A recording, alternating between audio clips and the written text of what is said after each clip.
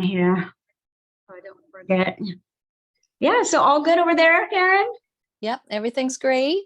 Good. I'm all packed, ready to go on my vacation. Oh yeah. Okay. So which trip is this? I'm going to New Brunswick and Nova Scotia. My son's getting married and I'm visiting my daughter. Yeah. That's right. Right. The Germany trip is in the later September. Fall. Yeah. Exciting stuff. Yeah. Okay. Very. Awesome. Well, I can't wait to hear all about it. Okay, so we're recording.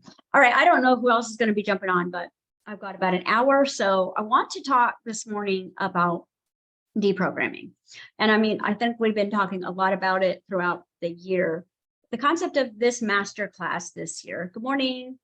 The concept of this masterclass this year is to start living from the idea of non-duality. If we can live from non-duality, the whole challenge and game becomes so different. When we stop looking at things as bad or good or right or wrong, this is where we get caught up emotionally in old programs that feel like intuition. This is the important part of this. So the concept of teaching non-duality is to look at every single thing that is happening as either like a weed or a seed, an opportunity or a measurement, right? We're never taking score, like this is who you are, you know? We're never looking at things as ruined forever, you know, because again, you are so brand new in every second that you literally are infinite possibilities. And my first tattoo when I turned 40 is infinite possibilities. And there's a reason why, because I need to see this every single day to realize that circumstances really have nothing to do with who we are. And this is important because we have this security system that your ego uses to identify itself. Without identity, the ego goes mad. It goes literally insane. And that's why when you guys get to this step of the cocooning phase of your biohacking, your ascension process, it starts to feel like mental warfare because the ego is being kind of thrown out of its identification. So it's just like, for me, it's like, how could I identify you? Your voice, the way you look, like, what if I couldn't identify you? What would that mean for you? Would that mean that you don't exist? Would that mean that you have no value? So we would, as humans, rather identify with our past, identify with our stories, identify with even the struggles that we're going through currently so that we have an identity. And now the identity creates your personality. Your personality creates your personal reality. We know this. So as this personality is kind of like this idea of yourself, the highs, the lows, the mid ranges. But if you were going to look at yourself as a non-dualistic being, that every single thing that has happened to you that has been amazing, right? In your ability to identify amazing, you know, considering the horrible things that have happened to you and being able to identify this is where the programming gets unconscious. Because if we didn't have an identity that kind of wrapped itself around programs, we would so much more obviously see them. You know, so my first question to you for this morning is, do you know what a negative, when a negative program is in use, it's being activated? Do you know that? And so remember, what are programs? For those who haven't caught this, a program is basically a story. Look at it as a storyline that has something to do with a core belief system. Okay, so I always break things down in a simple composition of time, relationships, health, and money. So you're going to have core rooted belief systems about all four of those aspects of reality. You're going to have belief systems about time. You're going to have belief systems about relationships. You're going to have belief systems about what am I saying? Love and body stuff and all these things. Like, so how you see your body, you're going to have belief systems about that. How you see your money, you're going to have belief systems about that. How you see other people looking at you, you're going to have belief systems about that. See, again, a lot of times we feel better about ourselves when we're alone.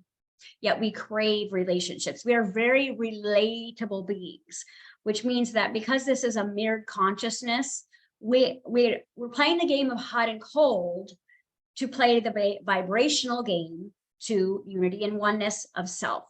So we actually will ascend quicker in relationships than we will out of relationships. Because, you know, when you're alone, what really triggers you? Traffic, you know, maybe the bill that comes in the mail, you know, family drama over there, but it doesn't penetrate your field, which means you're not in a 911 fight or flight state if you're not putting yourself in relationships. Now, you are in a relationship with money, you are in a relationship with time, you are in a relationship with your health, and you are in relationships with other people, places, and things. Like you're in a relationship with your home, you're in a relationship with your car, you're in a relationship with, you know, the people in your neighborhood, whether you talk to them or not. You're in relationships all across the board.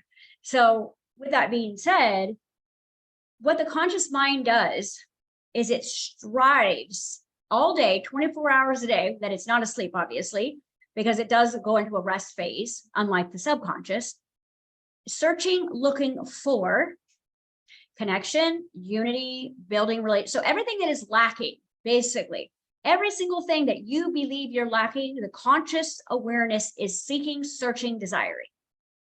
Okay, so now you can look at manifestation as it's doomed to fail. Because if my subconscious mind says that I am unworthy in relationships because my mom didn't see me or hear me, right? And I'm not allowed to have money, but other people are, all right? Or I'm not good with money because someone told me that, you see? So it sets this hardened, almost like a virus into your mainframe. You see, it's almost like your brain is the hard drive. And then belief systems are the software. And the software was put into your computer system before you had a chance to decide it. It was literally introduced through practice, through, you know, repression, through force, through duress, through, you know, discipline. I mean, all of these things that I'm asking you to do differently now is how you had to swallow these original belief systems, whether you agreed with them or not. You could have looked at your parents and been like, I don't want that. And you might find yourself living in certain patterns right now that you say you don't want. Because the way that you are behaving, okay, this is important. And I've said this in every year in every masterclass. Your behavior that is not with willpower involved. When you're having a willpower behavior, you are parenting your behavior. You are saying yes or no to what the behavior wants to do. Okay, like there's 12 donuts sitting in my kitchen right now. And I am using willpower. I'm just kidding. I'm not choosing to eat all of them. Although there is a part of me, I have my inner fat kid who would be all over that. And not even care that I would feel sick after it. You know what I mean? So this is like, when we look at, as we get older, our behavior changes because of consequences, right? So your original programming changes based on the consequences that have happened to you. So let's say that, you know, you're married, you're reflecting back mom and dad's relationship, and you're like, no, mom's resentful, dad's shut down, they barely interact, custodial parenting. I want movie love, right? And so then you set out on that journey to become a kind of a fantasy version of what that is. But underneath who you're acting as with willpower is an operating system that is literally going to start reflecting mom and dad's behavior, because that was what was put into you daily. Now we know two charges create with law of attraction, positive and negative. You know, you're not always creating with positive for law of attraction. It just takes a spike. So let's say balance point, neutrality is in the center, and then you have a positive and a negative frequency. So if you're like, I am never going to be like my mom, there's a charge there. And a charge, well, electricity can fuel law of attraction. So you're going to fuel either a negative attraction or a positive attraction, and the universe does not care It is which one is more of a vibrational dominance. So, you know, we have all these amazing things that we want, and our brain tends to focus on what we don't want. So your charge is actually greater in your lack of joy than it is in the joyful moments. And this is why we have more joy in moments, and we have more times of searching for joy or wanting joy or craving joy. So when we look at it from non-duality, your biggest power point for the rest of this year is going to be to start your thinking and start your feeling space from the balance point. Okay. When you go into the balance point, when you look at this as everything is just a program, let me decide whether I like this program. You get into neutrality, and then you make a coherent choice from the programmer's perspective, not the program's perspective. Because when you are choosing from the program, you are basically saying yes to it. In our last week's class, I said free will and choice is all you've got here. So when you say, I don't like this program, and I'm going to speak my truth, and I'm going to tell everyone I'm not doing this anymore, well, you basically just read from the script of the program, and you initiated the program by taking any form of action in it, even if it's to say, I don't like it, because again, negative, it will fuel law of attraction. And so positive, yes, yes, yes, more of this. Okay. Right. But then as soon as we get into the yes, yes, yes, more of this, what if I lose it? What if it runs away? What if it doesn't love me the way I love it? What if I can't save enough money? What if I can't keep my body healthy now? Right. So all of a sudden, the joy that you're creating from this side now starts to go over to the old pattern of losing it, which is what your body is more comfortable with. You know, your body is more comfortable with loss than it is holding unconditional love for life. Like, you are more comfortable with having the rug ripped out from underneath you as you are having a sustainable life. And here's how I know, because you get uncomfortable when you start manifesting what you want. You get uncomfortable with it. Like, oh, what's going to happen? This feels too good. Something's wrong, right?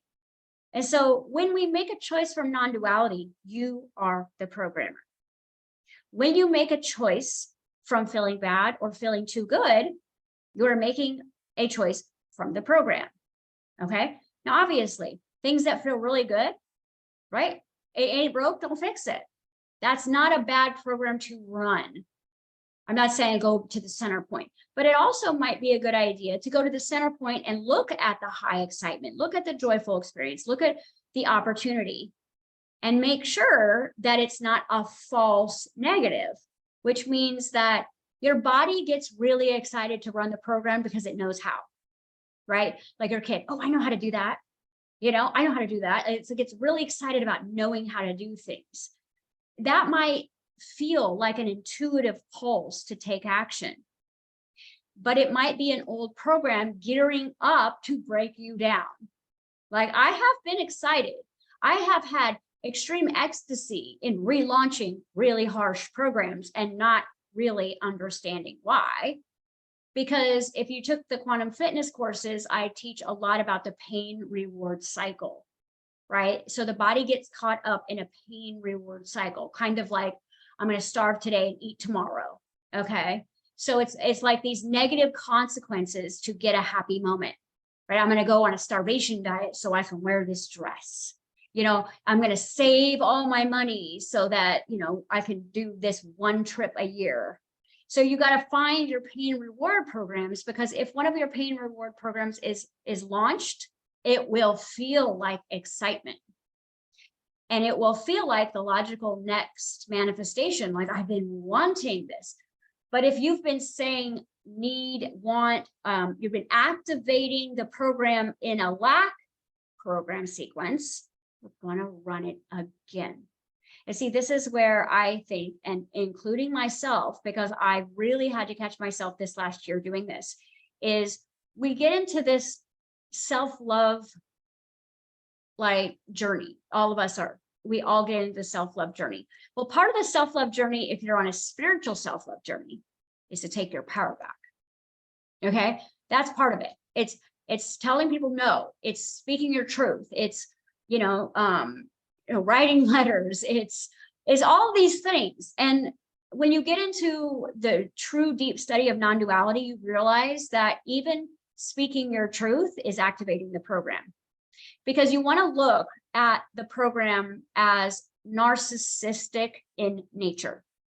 And what I mean by that is any energy flown towards the program fuels the program. So like, I've had narcissistic people in my life. If I speak my truth, I get attacked. If I'm loving and kind, I get attacked. If I say nothing, right, they get bored with me and go find someone else to poke. But that's very difficult when you're on a self-love journey, because no one stood up for you as a kid, right? No one like had your back. No one was there for you. So now it's like all of a sudden this separation that you've been living kind of starts to separate, and you start to see your higher self within. And you know, you have to reparent this little child inside of you. And so all of a sudden it's your job to protect the child from the programming. It's your job to stand up for yourself. But I will tell you, that will get you more hurt than anything else, because what you are saying is yes to the program. And this is why we manifest echoes. Okay, I did not know this. This is all new information over this last year. I thought, okay, echoes is just challenge accepted. It's your old programming coming back for you to say no thank you to. But there's 4 echoes that happen when you start to kind of resist a program or try to break a program, because the program has booby traps built in so that you will not break it, because it is linked with identity. And if your identity goes away, you die. You do not exist. And if you do not exist, then what? Okay, so if you really sit down and go, what if I lose this identification factor about myself? You know, you don't really love the things you love because they are like, you know, desires. You love the things you love because that is the closest vibration to your true signature of your higher self. All right. Wanting those things and not having them is a program. Being those things without needing them is the real you.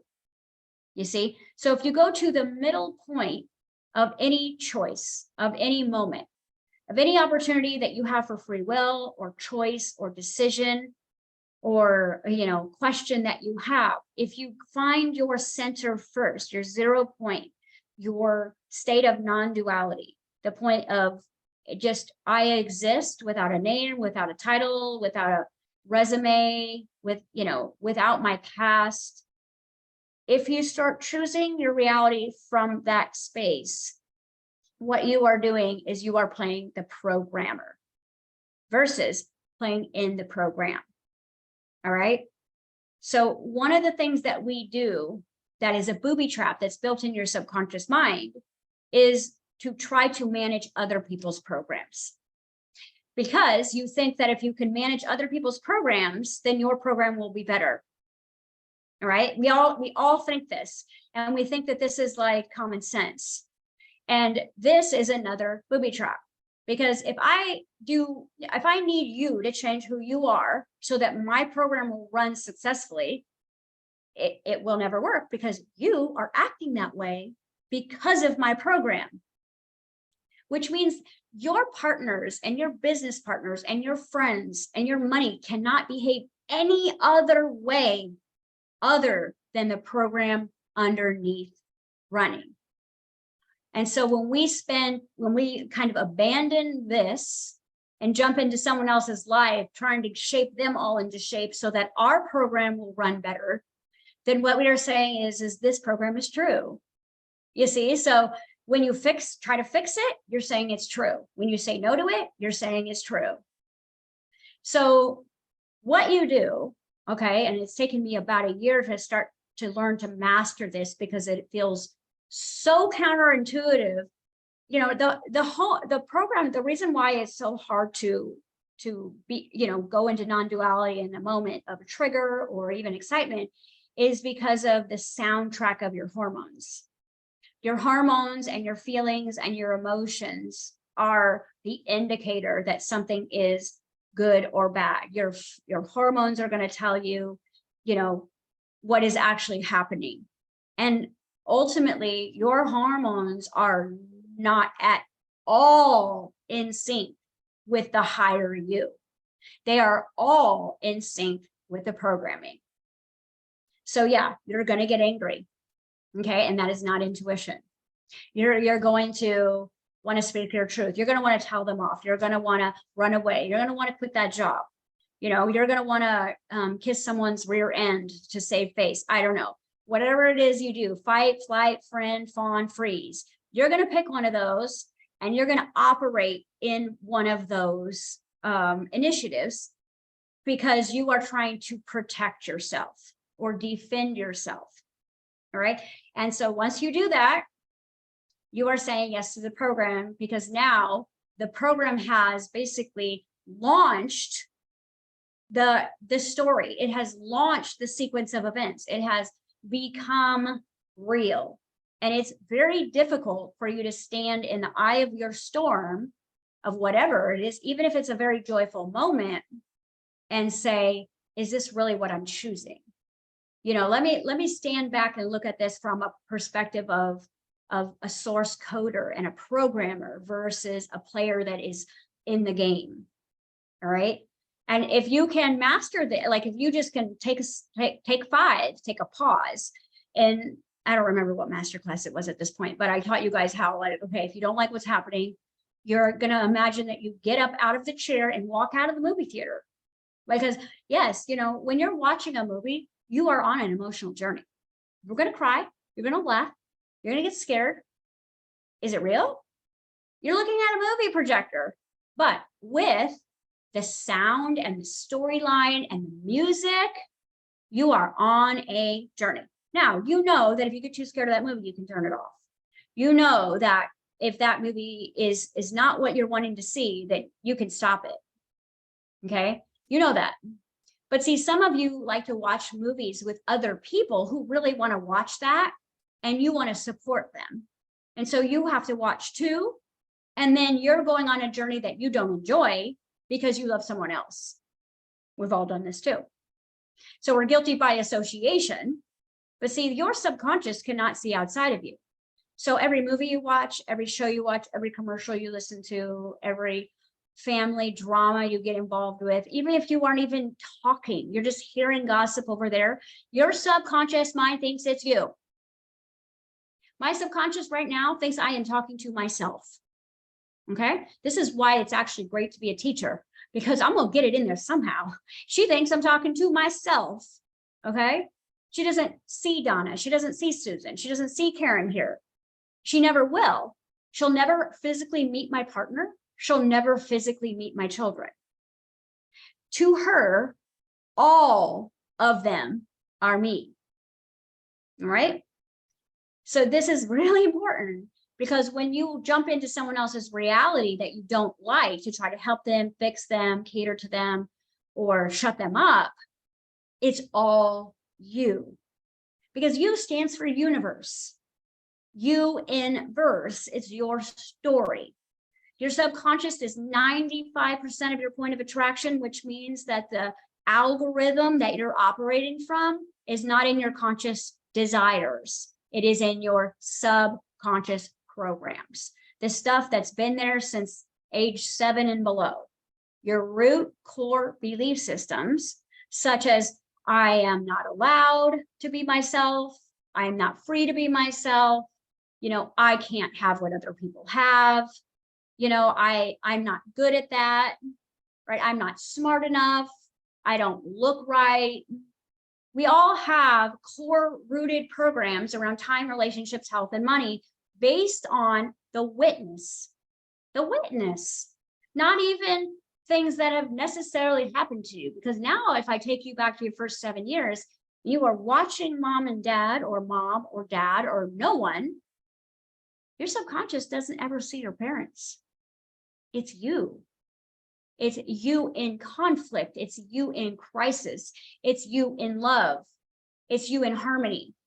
So like, this is why if your dad is there and he's loving and kind and he catches you when you jump off the couch, well, your subconscious mind believes that you're divine masculine is a provider protector.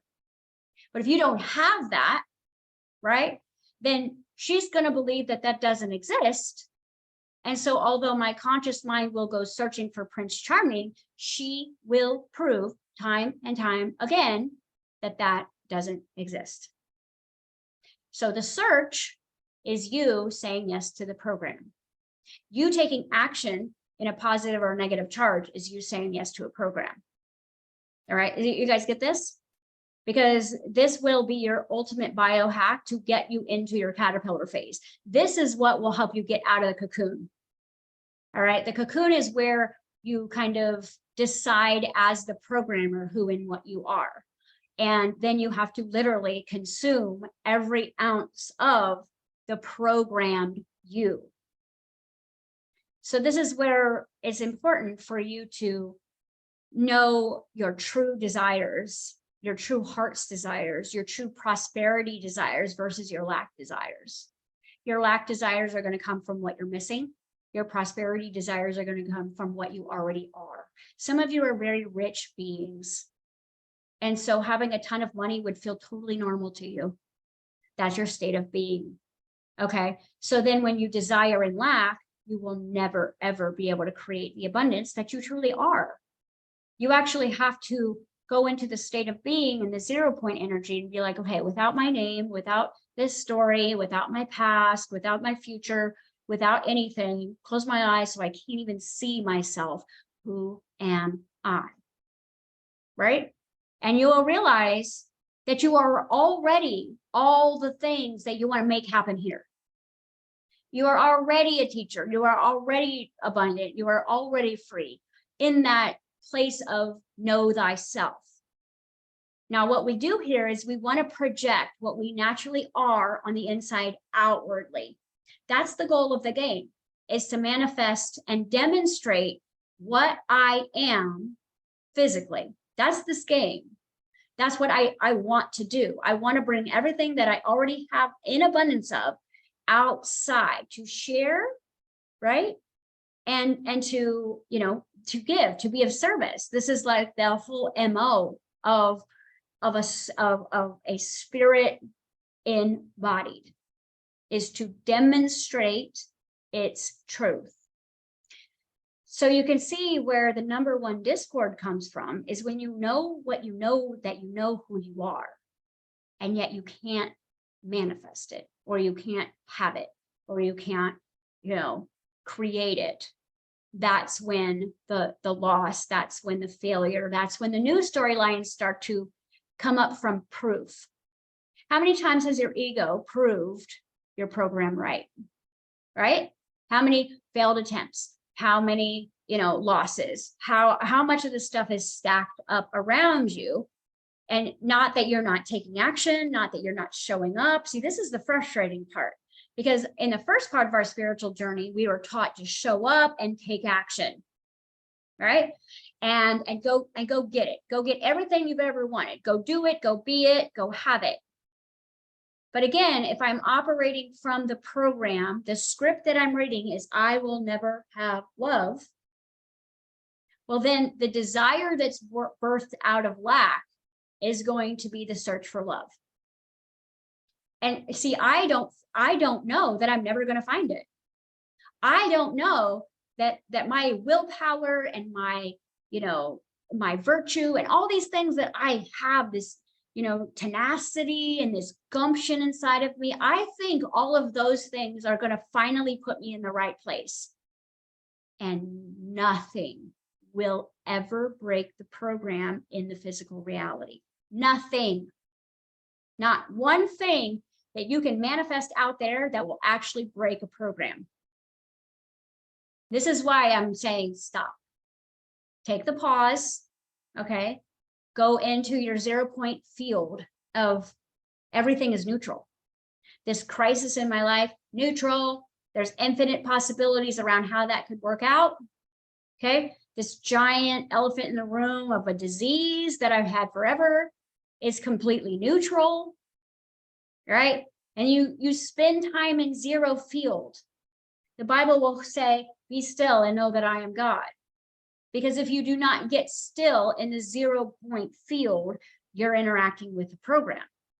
And it doesn't matter if it's your spouse's program or your program to your subconscious, it's all you. And so I know one of the things that I did with one of my programs is, well, I don't feel like I have value. Let me go create value in other people. Let me go raise kids. Let me go nurture other people. Let me go fix other people. And do you think I'm going to be successful at it if my subconscious mind thinks that they are all me and I can't fix me? It's going to be quite disappointing, and it's going to be life shattering. And then what happens is, no matter how spiritual we are, if we're taking action in physical with underlying root programs that say I am not, then I am literally going to be breaking my own heart year after year. I am going to be letting myself down. I'm going to be failing. I'm going to be giving up. I'm going to be running away. I'm going to be blaming. I'm going to be resentful. And then what happens is the desire that creates worlds starts to dissipate.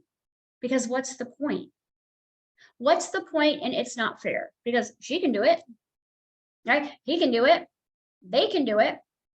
So then your subconscious mind says, well, you're the only one who can't, because it doesn't even know that there's anyone else that are doing it. It's just reminding you that you can't, because at 5 years old, when your money program was installed, right, then the algorithm of what was happening with mom and dad's finances, and you're connected to all this DNA. So you think you're only feeling mom and dad's emotional state of being in the womb. You are not. When you are a child who is unable to protect and care for themselves, you are highly attuned to the nervous systems around you to be safe, which means that if you can feel what mom is feeling, you might be able to protect her or yourself in a danger. Same with dad. We all know if dad comes in and he's in a bad mood, right? We start to assimilate what we need to do to protect ourselves from the mood or cater to the mood. So now it's not just you. You have you, mom, and dad. And let's say dad's not there. Okay, that goes into the story too. All right. Let's say mom is not there. That goes into the story. Let's say no parents are there. It's all part of your root origin story. And if you continue to create with your root origin story, I will promise you that you will never, ever, ever, ever, ever truly enjoy what you've manifested. Because some of you have actually manifested outside of your program, but you don't enjoy it. You can't hold it. It keeps, you feel like it's like, because your program says this is not who we are. We are not someone who is in a loving relationship, so I can't have it. So you can literally be in a relationship where you are truly loved, but you won't feel it, because the feeling, the nervous system, and the emotion is connected to your subconscious programming, right? When you start to become the programmer, it's very neutral. It's like it's you can. I would say that this is where a lot of the times where it's like follow your highest excitement or follow your bliss, right back into a program. And what I say is, when you're starting to break programs, there is no dopamine. There is no like assurance. There's no certainty. There's no old comfort there, right? People would rather be in a comfortable hell than an uncomfortable unknown. And we've all chose it. How many times have we gone back to bad relationships, but we know they're bad, but they're comfortable, right? Well, I already know how horrible he is. If he's this bad, everybody's this bad, you see? So now look at your personality identification as basically you're a settling being. You've got to settle for your programming, and you got to figure out a way to create joy, happiness, and abundance and freedom in this programming. And the answer will always be no, because the program is in every single one of your cells. It's in your blood, it's in your lymph, it's in your brain, it's in your bones. And the longer it sits there, the more it becomes subatomic, and the more it works with your own genetic system to turn on things and turn off things based on environmental perspective. So your environment is going to tell you who and what you are, unless you are telling your environment who and what you are. And that's why we use epigenetics as such a huge part of our teaching, because when you are the programmer, you are telling the environment who you are and what it is. Like, you could turn poverty into a palace. You really could, but you would have to command that, and you have to command it from a neutral state. You can't be like hiding under the covers in fear and saying, I am not this program. I am not this program, because the program will be like, I'm this program. You literally have to shake off the program completely and find a neutral state and say, do I want to keep choosing this? Right? And then, do I want to try to beat the game? Do I want, it's because, again, every time you interact with anyone that bothers you or hurts you or makes you feel small, you are saying yes to the program. You're never going to stand up to the bully of the program, because the program uses your weakness against you. Now, in opposition of that, your higher self, God, Holy Spirit, will use your weakness to your benefit. So if you're in the program is going to use your limitations against you. We've all been used against ourselves, haven't we? It's like the one weak link is where people just know how to kick you right there. In the program, your limitations are your downfall. This is why we try to hide them. But in the neutral 0-point field, right, your limitations are an opportunity for a higher presence to work through you in that space. So you lack nothing in the 0 point.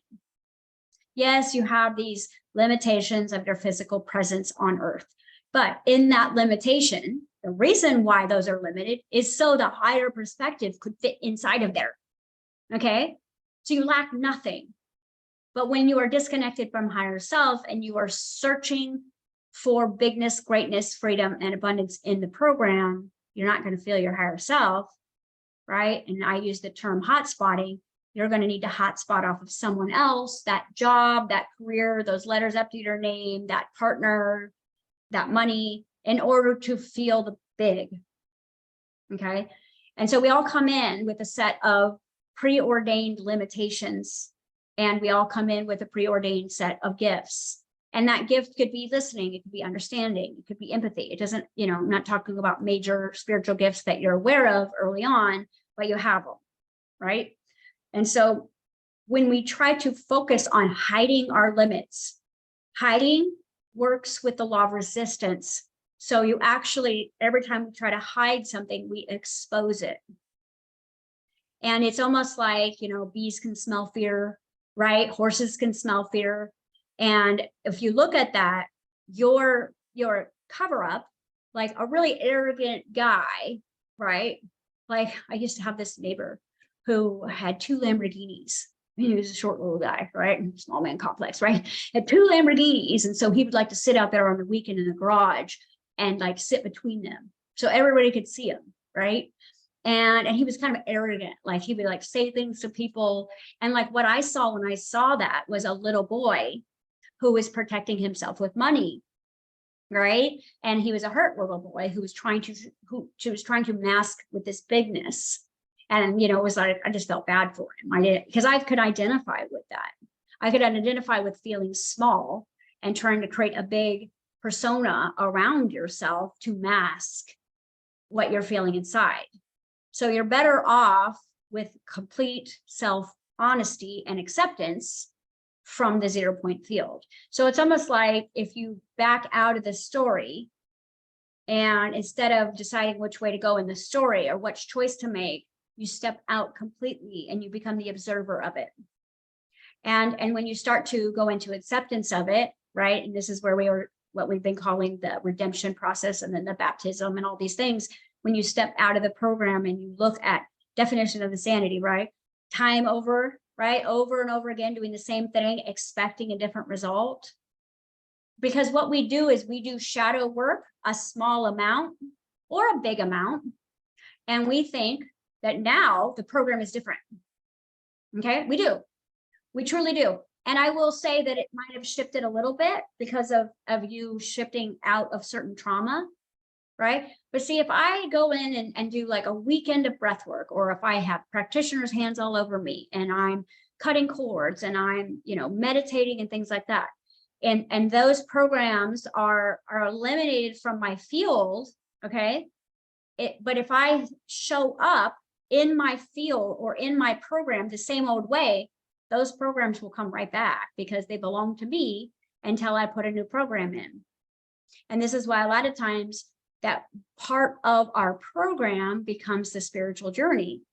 You see, it's almost like you're on a spiritual journey because you're outrunning your programs, or you're trying to heal your programs in the program. It doesn't happen that way. It's just an on-off switch. It's not some evil monster that's trying to attack your life.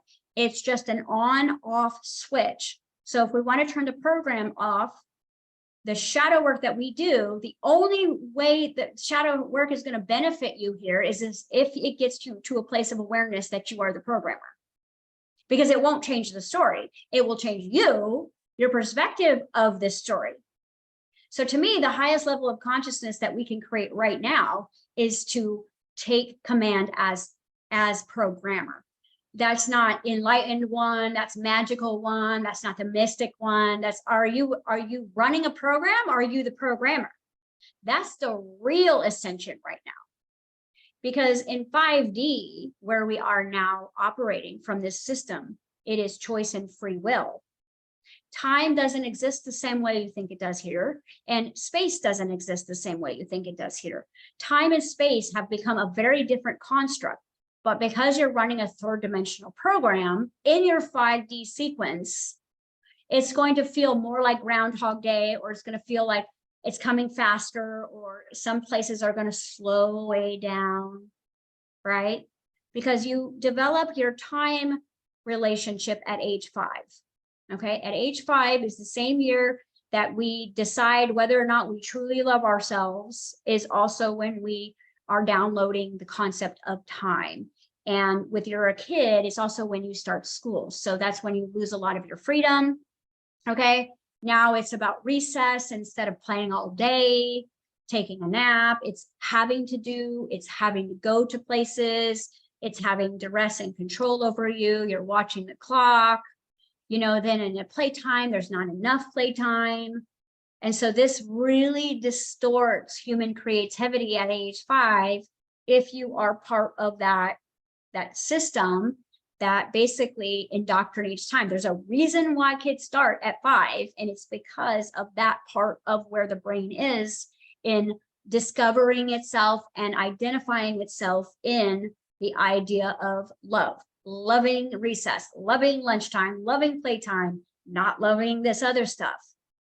So it's really when we decide what love is, and we decide what it looks like for us. So this is another reason why when you start to deprogram yourself, your definition of love, you have to look at it from your 0 point field, not from your program. Like, well, I love my kids. No, they're in the program. Well, I love my partner. Nope, that's the program. Go into the 0 point and tell me what love is.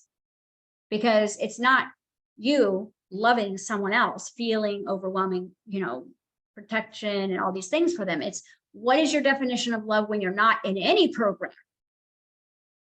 Okay, because I think love is going to be your Achilles heel, right? It's going to be the thing that holds you back, and it's going to be the thing that sets you free. But if you're operating from love is pain, love is abandonment, love is rejection, love is not for me, love is, I can give it, but I can't receive it. Whatever your storyline is, you can figure that out by just looking at patterns. Then you're never going to change that story either until you start really working love from the 0 point field. Okay. So one of the things that I have been practicing a lot this year, because of 5D, your programs are going to be really in your face, big time, because the veil, this planet is becoming more illuminated in what's been going on for thousands of years. So it's not necessarily getting worse, it's just exposed. Okay, it's just like, here it is, all of it. So it's like, you might think you had this much choice here, but you actually have this much choice in the program now. Like, you can go and take your kids to Satan school if you want now. That's an opportunity we did not know we had a few years ago. That exists. Okay. Or you could be like, you know, I'm going to see if I can eat from just the sun. That opportunity just exists too. There's Buddhist monks that are doing that. So it's like the opportunity for you to go directionally is so huge right now. But you will only be able to go as far as your programming is activated, which means you are not your programming. But if you say yes or no to it, you are. So you have to sit there and you have to get your nervous system down to 0, which means it's not activated. You know, you want to be choosing your reality in rest and reboot, not fight or flight. Every time you try to make a choice, which feels intuitive, I gotta decide this right now. I gotta decide this right now. Your time wounds kicked in because you got to decide right now. You got to get it done right now. You got to pay this bill right now. Well, it's going to lure you into the program so that you will pay attention to it. And if you've ever been in a relationship with a narcissist, they do the same exact thing. They put you into a place where you have to respond. They put you into this place where you have to defend yourself. They put you into this place where you've got to make a choice. And it's always going to be the wrong choice, but you're forced into making choices because that is the game. It knows if your nervous system is in a response and you make a choice, it's going to entrap you. It's going to be a response based in desperation and settling that you're going to regret later when you are neutral. Then now you're stuck with. Okay. And this is why narcissists want to get committed really quick. They want to get you married really quick. They want to have lots of babies really quick. So you can't leave. All right. And the system is set up the same way. A lot of corporations are set up the same way. They want to get you in. They want you to get a big bonus package. They want to give you money to start something, you know, and as soon as they do, well, now you're on their clock. It's a clock. So it's a time wound that you're going to discover. So if you are as a feminine, you are in your masculine, you're going to have that hurry, hurry, hurry, right? And you're feeling like, I've got to get this done. I've got to get this paid. I've got to get this done. And that's the worst thing that you could do, is because you're losing time every time you do that because you're participating. Okay. And it's going to feel counterintuitive on your spiritual journey, because why should be taking my power back here? I should be writing a letter to this. I should be quitting this job. I should be, you know, standing up for myself. Do you guys understand that part is a trap? Hopefully I'm explaining this correctly, because that got me, you know, because here I'm like, well, I'm going to stand in my truth. I'm going to tell this person off. I'm going to do all these things. And you know what? The program was like, oh, thank you for the reactivation. The sequence will begin now. And then I go on another loop. Right. And I don't even know I'm on a loop until my nervous system calms down and I can step outside as the observer and be like, I did it again. Right. I bought into it. Right. It's just like, if you start seeing things happening in your reality, it's just a projection of last month's thinking, last 2 weeks thinking. It means nothing unless you feed it positive or negative energy. It's just like a child. I have seen my son not get positive attention, so he'll try to get negative attention. He just wants attention. Your program wants attention immediately. And the divine masculine within you, the action part of you that is inspired by the program. So let's look at this. Feminine energy, the womb of creation, she is the house of all the programs. She is going to say, this is who I am. All right. Which is, none of it's true. Maybe some of it, none of it. Okay. Maybe a little bit of it, maybe none of it, depending on your first 7 years. How much you were allowed to be yourself is going to determine what your programming looks like. If you were allowed to feel your feelings and speak your truth as a kid and not eat everything on your plate, right? And you were safe and fed, you probably have some true I am programs sitting in your subconscious. But I know our generation, we probably have a lot more programming that is I am not fortified with practice. And see, what happens is when you have a desire to give birth from the I am not, the masculine within you says, nope, we're going to go get it. We're going to go become it. We're going to create it. And it has all this inspired energy to go take action. to go back to school, to keep learning, okay, to change your hair, to change your body, to change this, to change your house. And it's all going to feel like it's intuitive desire. 0 is you. It's masculine trying to protect and provide for the feminine wound within. And I'm not talking about male or female here. I'm talking about both sides of your hemisphere that are activated to create reality. So this is why the kingdom of heaven is within, and the king and the queen is the masculine energy.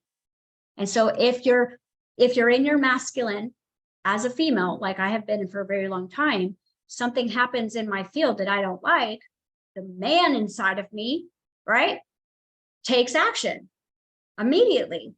It's like this. I'm whining at my husband or whatever. And he's like, okay, whose ass do I need to kick? Like that's immediately where they go. They don't listen. They want to fix it.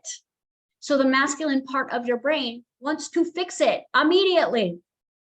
And you feel like that's intuition because it's a desire that washed through you with lots of good hormones, lots of adrenaline. All of a sudden you have more energy in your body to make that call to the bank. So it's going to feel like, yes, this is what I need to do. But really what you're doing is you're taking action to feel better. And when you take action to feel better, you reinstall the program. Okay. Does anybody have any questions on this yet? Are we good? Okay. So one of the main things that I have been practicing, with this is whenever anything shows up, anything big or small shows up that doesn't feel like a hell yes, right? Or it doesn't feel good. It doesn't feel abundant. It doesn't feel like prosperity. It doesn't feel like freedom. Okay. I just pause my life. I just pause it. And I go get space from the allergic reaction. Okay. Because I believe there's 2 types of triggers. There's the sensitive trigger and the allergic reaction trigger. Kind of like my son is sensitive to dairy, but my other daughter is highly allergic to it. So there's a difference in triggers here. So the sensitive one kind of gets under your skin and irritates you. Okay. Then there's one where you physically can't be around it. So the best way to heal your body in an allergen is to remove yourself from it. Like, okay, clear your sensitivity out for 3 weeks. Okay. And see, in the spiritual journey, this is where we start to believe, well, I just can't be around negative people and I just can't be in those environments. Okay. So you begin to isolate yourself because you think, okay, that toxic energy isn't good for me. And in the moment, yes. But see, what we do is then we live away from these environments that now have power over us, because now we got to walk on eggshells around these type of people and environments. And all we're doing is activating the I am not even more. You see, the idea is of going, oh, I have an allergy to dairy. Great. Let me get off of it for 3 weeks while I study my allergy. Okay. I'm going to study when it first showed up. I'm going to study what triggers it, what was happening in my life the first time I had an allergic reaction to dairy. I'm going to examine the programs. Does it align with I am not free? Okay, because again, dairy isn't everything. So now someone who's allergic to dairy has to be very careful of their environment. So they probably had to be very careful of their environment as a kid, right? Or they weren't allowed to have certain things that everyone else could have as a child. Again, it's not the food you're allergic to, it's the storyline. So if you start examining your allergen, and then you start looking for other things in your life, well, I can't have that, while everyone else can have that. I can't eat that, I can't say that, I can't feel that, right? So now you're realizing that your throat chakra is closed down because you haven't really been able to speak your truth, okay? You notice that you break out in hives around this person, and you really have to start analyzing the allergic reactions around you, like what really throws you into a tailspin, what happens that makes you ill, you know, examine your last lingering cold, examine all of these things from this kind of doctor detective type of place, instead of going, well, you know, my brother had allergies. You see, when you say, well, you know, I'm just genetically predisposed, you are saying yes to a program. Or you could say, I choose to not have my uncle's psoriasis. You could say that, but then you would have to examine all of it, which is in that redemption process. You see, it's not like redemption is like, I'm in trouble and I'm going to be punished. Redemption is about discovery. It is about truly discovering why you behave the way that you do. And in that way, then you can say, oh, okay, I have been protecting myself from all of these things because of this. So then what you do is then you put yourself back into the environment of a place of observer, back into a toxic environment, right? And then you stand as the eye of the storm and you say no thank you to it, and you become the alchemist. Okay, so now the money problem shows up again, right? And you say no thank you, neutrally, not like, it's my house, right? It's like it's like if you guys have ever seen that movie Home Alone, okay? And he gets stuck home alone, and there's burglars trying to break in his house, and you know, and all of a sudden, this one moment, he's just like, I'm done being afraid. Okay. And he's just like, shut up, you know, but it's not like, and he's not super angry. It's almost like he starts having fun with it and start playing with it, right? Because again, positive, negative energy is going to run the program. But if you are literally not participating, keyword, if you are participating by talking, like something happens, I'm going to call my sister. We're going to talk about this for 3 hours. You literally just reactivated the program. Now, here's another kicker. If you get someone else stirred up who also has a similar program, you have karma now because you turned on their program too.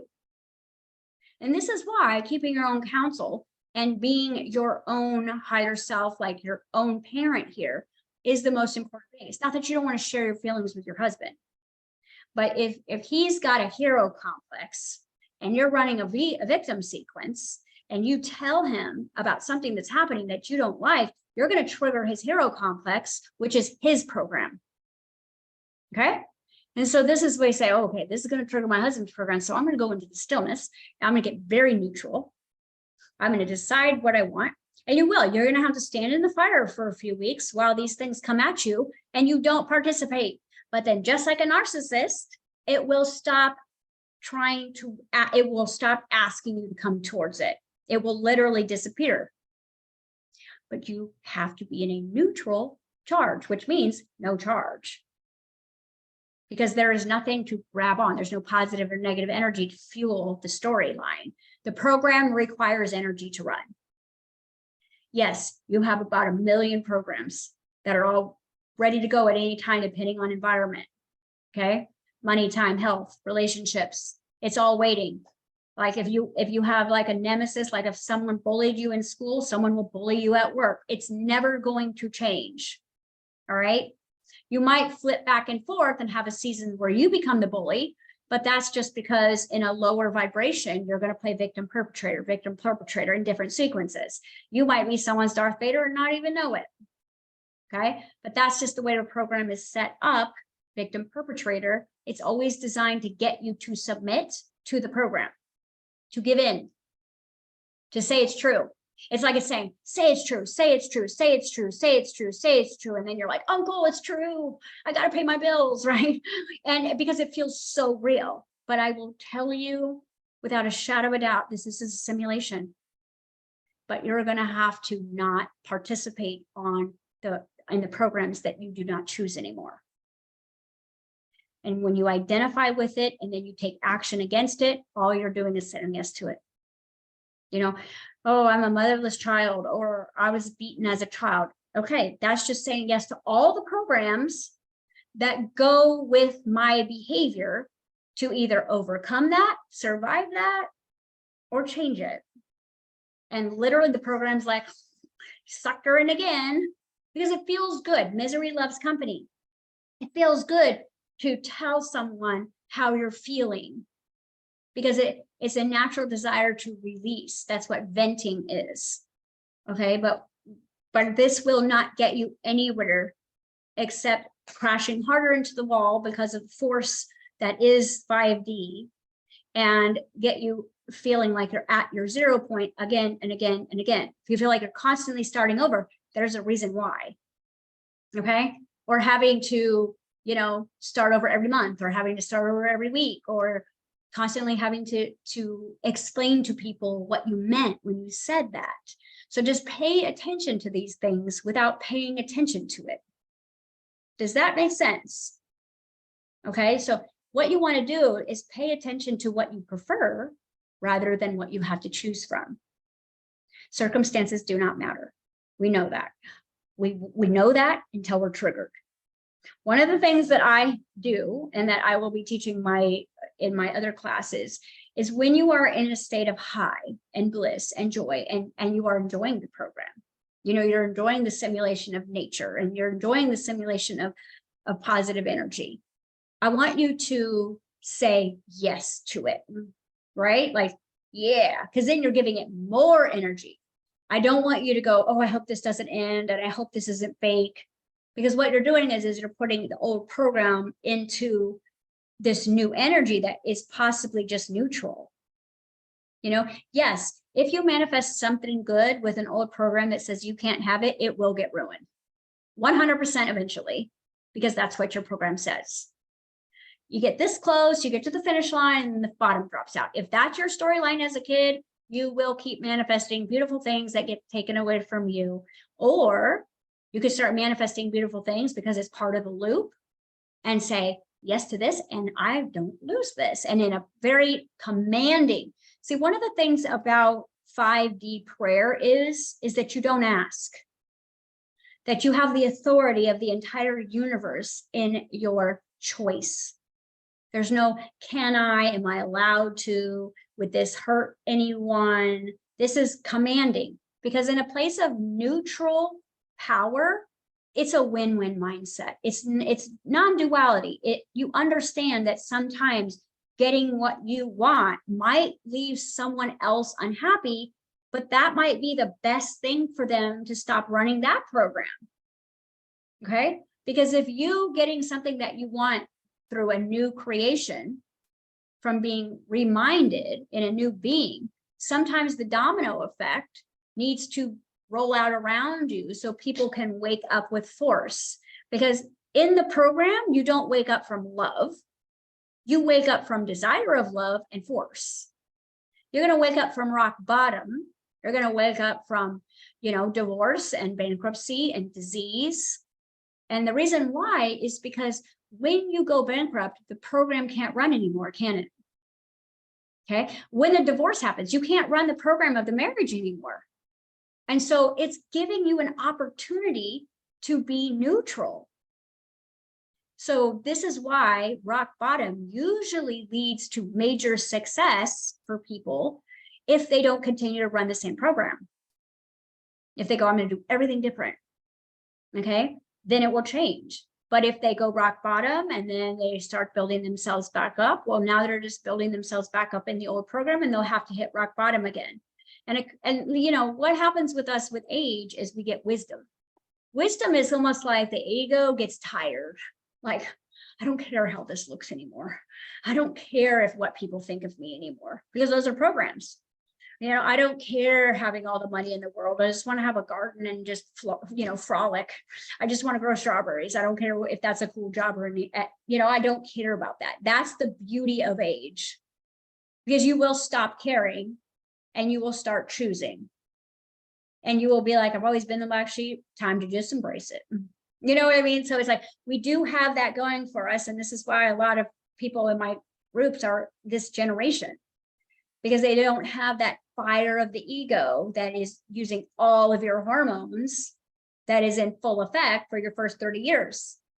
Because basically between the age of 7 and 30, you know it all, right? you are immortal and you've got it all figured out. And even when it's bad, you're going to figure it out. And then after 30, you're like, I don't want to figure this out. I just want to lay on the beach. Okay. And right there is breaking the program, because there's programs that you get from your intimate reality. And there's programs that you download from society. And there's programs that you download from your church. And there's programs you download from the government. And so when you start saying no, right, without judgment, and that's the thing I mean the most, is when you're in the moment of neutrality, you're not judging the program. You're just looking at it as a program. It's just like, what movie do I want to watch right now? You're not judging it. You don't identify with it. The less that you can identify with your past that is negative, the more power you have in the present moment. Okay. And you're going to need all of it, because the program, when it starts running, especially those ones that say, I cannot have, and I am not enough, they feel so real. I mean, you literally can get calls from the bank saying you're going to lose your house. You can. And you're going to have to say, this isn't real. This isn't real. This is not, I do not choose this, but I accept that this is my program. I accept that this was installed against my will. I accept that I have been interacting with this program for a long time, so my body's used to this. I accept that this fear feels real, but I do not choose to be someone who does not have what they need anymore. And so for 3 days, I'm not going to participate. For 3 days. Okay, that means I'm not going to call any 911 calls. I'm not going to try to get loans. You know, if I have to send a note that this is in progress, you do not give any definites. I'm working on it. You keep even your responses to your bills collectors very neutral. You know, don't go into any storylines. You keep it all, I've done this. You keep it all very neutral. And then for 3 days, you work in acceptance, and your affirmations and your hypnosis and your deprogramming sequences that we've been basically learning this whole time this year. And you literally go into the eye of the storm for 3 days. Okay. And this is the idea of the resurrection of the death experience. So the death of the program. Okay. Death of the program will take about 3 days if you don't break the neutral character. It's waiting for your desperation. It's waiting for the fear to kick in. It's waiting for the worry. It's going to tell you in your head that you're irresponsible, that, you know, you've got to do this now. That's the time. Time on this planet is used to force your will. Okay. That's the whole concept of it. So you go, nope, you're on my time program. Okay. I do not choose to go with this program. And then when you're neutral and you feel totally neutral, you won't be like internally like connected so much. So you'll notice that even if you do lose your house, which I don't think you wouldn't even care, because in that moment you would be reborn and a new opportunity would be sitting there better.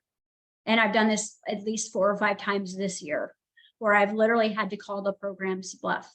Now, I'm not saying go hide under your blankets and be afraid for 3 days. You cannot do that. You can't wait the storm with fear. You have to have faith. You have to say no to fear. I choose faith in my higher self.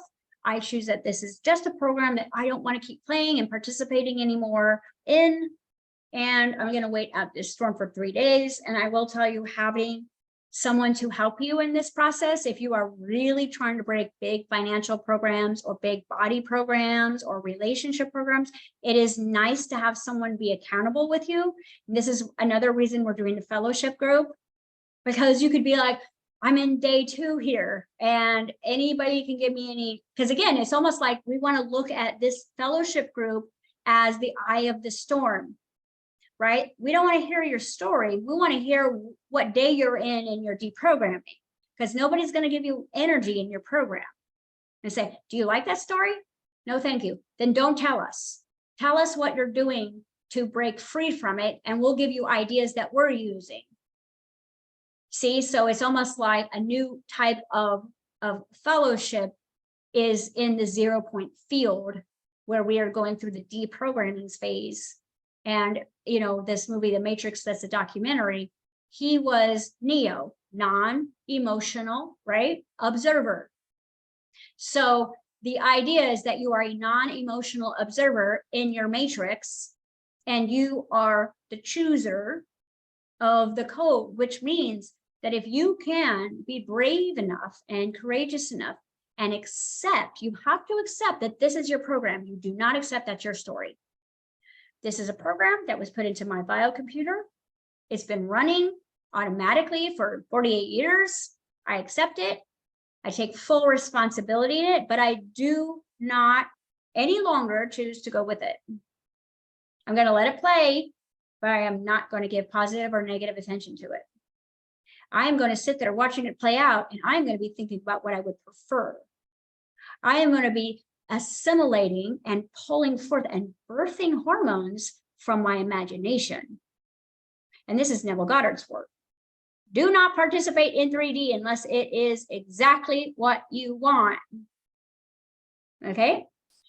So this would be good, because the more that you are working towards your sovereign citizenship here, which means that you're becoming the programmer, you're becoming the source coder, the more these programs are going to be scary.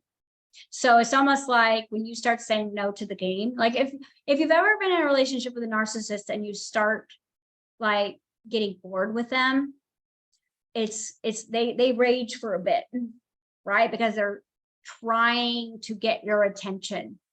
They'll try, ruining your character. Okay. And then they'll try love bombing you. They'll try both extremes. I'm sorry that I'm going to go to therapy. Here's some money. You guys have seen it either in your friends or you've lived it at this point. So I will tell you that the third dimensional matrix is narcissistic in nature. It is not empathic to you. It is empathic to itself. It is completely selfish in its generosity towards its own selfish needs, which means any generosity the matrix is showing you is designed to entrap you, not help you at all.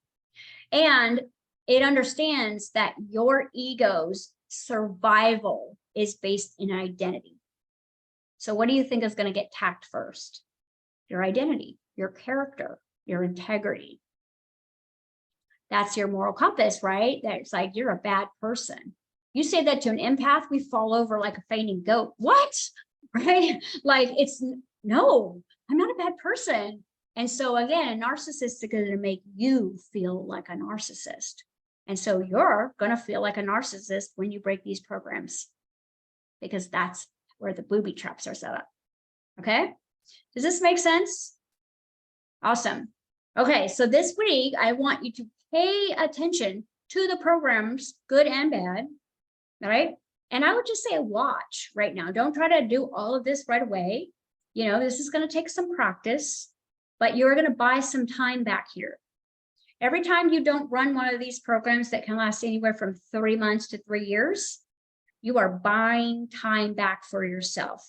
And when you are not in fight, flight, freeze, fawn, friend, you are not aging very rapidly at all. When your body is in a state of peace, guys, you are not aging at all. Peace does not age you. Stress ages you. Worry ages you. Conflict ages you. Over-adrenalized, insulin-based excitement ages you. So peace doesn't age you. So you're going to buy some time back here. So if you start to discover how much time you've lost, don't let your ego use that as a weapon against you. You have right now. Okay? All right, guys, good luck with this. It's been a challenge, I will say, but it works if you work it. Give yourself 3 days. If you're brave enough to face one of these, I always say start with the little dragons first.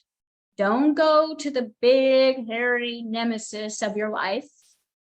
Master the small ones first. They'll change really rapidly because you're not emotionally attached to them. That will give you a sense of, you'll be proud of yourself. You'll feel confident. And that will develop your basically your programming, deprogramming power. And so then you just work the bigger ones. So don't go charge the big ugly beast first. You've got to go through deprogramming boot camp. And then that will give you the resources, the wisdom, the practice that you're going to need to go just naturally step into the bigger core rooted first 7-year programs. Okay. All right, guys, well, have a great week. And I will see some of you at 1 o'clock today for our first fellowship class. And again, what I'm going to be doing there is I'm going to be starting at the beginning of kind of the ascension process, or the caterpillar. Like, what does that look like? What does that feel like?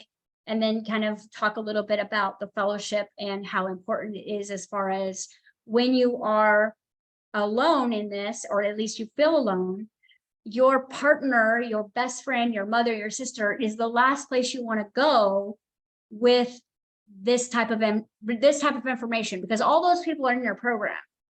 Okay. We're in your program, but we're also in that program algorithm of deprogramming.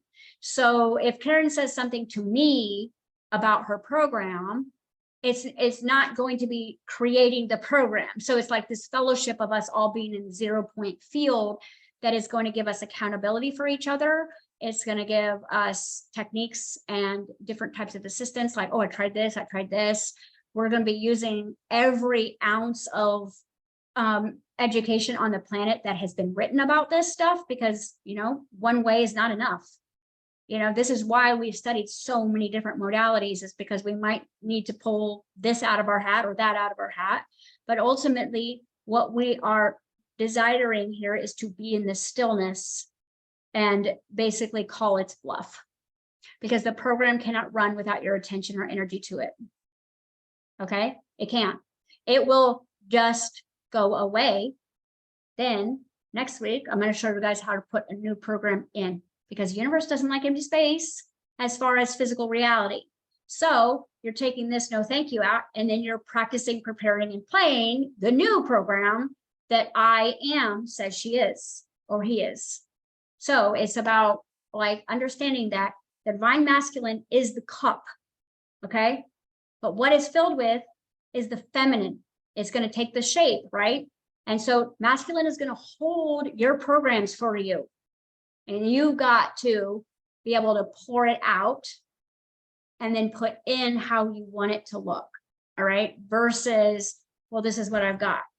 Understanding that that desire to take action or speak your truth or go get a loan or is not a solution, except to get you further buried into the program and unconscious for a while. Because as soon as you activate into the program, you are unconscious that you're in a program. So you're practicing presence. If you're not meditating, you've got to be practicing stillness. Otherwise, you won't know how to do this. You'll be already always in. You want to practice living in and out of the programming. Like right now, I'm neutral. I have no programming. I'm going to step in, and now I'm in a relationship. Okay, now I'm going to step out, and I'm in no relationship other than my source. You see, so you want to start practicing that as well. And we'll do that next week when we kind of talk into how to install a new program. All right, guys, it was great seeing you this week, and I will see some of you at 1 o'clock. If you're still wanting to join, I can put the information in our messenger. Otherwise, you can go to the Quantum Revolution page on Facebook, and I've got all the instructions there. Returning students, it's only $150 for the whole year. If you've never been a student before, which I don't think you are here, it's only $300, because it's really just about our time. We don't want to make money this way. We just want to create this fellowship and be able to create our new school of information that way. All right, guys. So I will see you today at 1 o'clock Central Time. And if you've joined and registered, your link will be on your new Facebook group page. Okay. See you soon. Bye, guys.